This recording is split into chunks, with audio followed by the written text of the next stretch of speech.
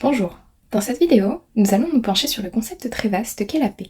Pour cela, nous allons d'abord voir ce qu'est la paix, puis les façons de faire la paix, mais aussi la paix grâce à la prévention et le maintien de la paix par l'ONU. Nous allons également nous pencher sur la consolidation de la paix, et enfin, les difficultés de la paix. Mais alors, qu'est-ce que la paix ? Selon l'ONU, c'est la mise à l'abri de la guerre, et donc nécessairement sur le même plan, la sécurité. Ainsi, on écrira indissociablement paix et sécurité internationale. On peut classer la paix en paix négative ou positive. Tout d'abord, par paix négative, on entend toute paix qui se définit par ce qu'elle n'est pas, c'est-à-dire ressentie par l'absence de guerre, de conflits armés, d'actes de violence. Par exemple, la période de paix en Europe après les traités de Westphalie est un exemple de paix négative. A l'inverse, la paix positive est toute paix qui se définit par ce qu'elle est, c'est-à-dire la présence de sérénité, d'harmonie, de coopération, de dynamique et d'épanouissement. Cette paix est mesurée quantitativement chaque année au sein de plus de 160 pays par l'Institute for Economics and Peace. Tout d'abord, on a la paix hégémonique ou hiérarchique qui résulte de la supériorité de droit ou de fait d'une entité sur toutes les autres, comme les États-Unis durant la guerre froide et le reste du temps. Ensuite, la paix d'équilibre fondée sur la pluralité des acteurs et leur non-assujettissement à une autorité supérieure.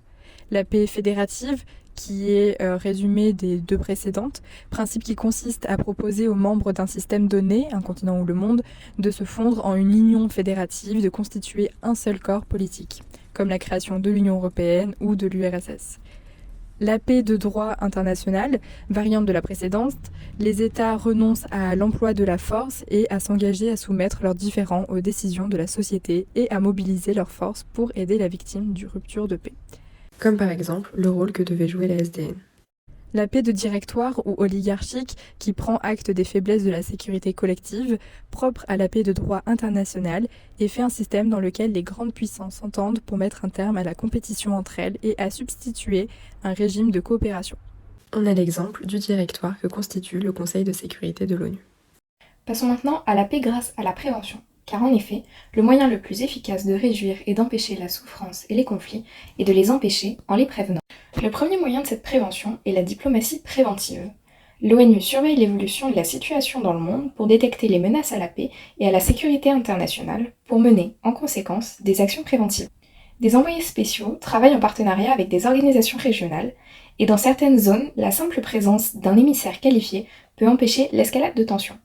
En complément de la diplomatie préventive, il y a le désarmement préventif, qui vise à réduire le nombre d'armes légères dans les régions sujettes au conflit. Car détruire les armes d'hier est la meilleure façon d'empêcher leur utilisation dans les conflits de demain. Comme par exemple le désarmement de l'arme nucléaire ou celui en Irak suite à la première guerre du Golfe. Il existe également la prévention du génocide et la responsabilité de protéger. Cela suppose la répartition des responsabilités et la collaboration entre les États concernés et la communauté internationale. De ce fait, les États concernés ont l'obligation de prévenir et d'empêcher les génocides et les atrocités de masse. L'article 1er de la Convention pour la prévention et la répression du crime de génocide de 1848 incarne les notions de souveraineté responsable et de responsabilité de protéger. Enfin, le conseiller spécial du secrétaire général de l'ONU pour la prévention du génocide est chargé de recueillir toutes les informations qui, si rien n'est fait pour les prévenir ou les faire cesser, comportent un risque de génocide. Dans cet objectif de prévention, l'ONU fait la promotion d'une culture de la paix pour la diversité et la non-discrimination par exemple. Une opération de maintien de la paix se compose de personnel militaire, de policiers et de civils qui travaillent à renforcer la sécurité et à appuyer les processus politiques devant mener la consolidation de la paix. Nous avons l'opération des Nations Unies au Congo, lancée en 1960. C'est la première d'une telle grande envergure, comptant près de 20 000 soldats. Voyons maintenant comment cette paix se consolide. Cette consolidation vise à aider les pays et les régions qui émergent d'un conflit pour réduire le risque de résurgence. Elle comprend la surveillance des cessez-le-feu, la démobilisation et la réintégration des combattants, une aide au retour des réfugiés et des personnes déplacées, avec l'ONG OFII par exemple, l'organisation et la surveillance des élections d'un nouveau gouvernement, comme les États-Unis ont essayé de le faire à la sortie de la Seconde Guerre du Golfe, le soutien de réformes du secteur de la justice et de la sécurité, et enfin, l'appui au renfort de la protection des droits de l'homme. Si nous venons de voir comment faire la paix, il reste à admettre que celle-ci reste universellement complexe. Elle exige de prendre un chemin difficile, le chemin de l'effort, du partage, de l'humilité et du sacrifice. Il faut être capable d'une grande force morale pour ne pas succomber au chemin de la facilité et du réconfort, celui du conflit. Le recours à la guerre peut être plus facile car plus approprié à des fins politiques ou économiques de la part des États.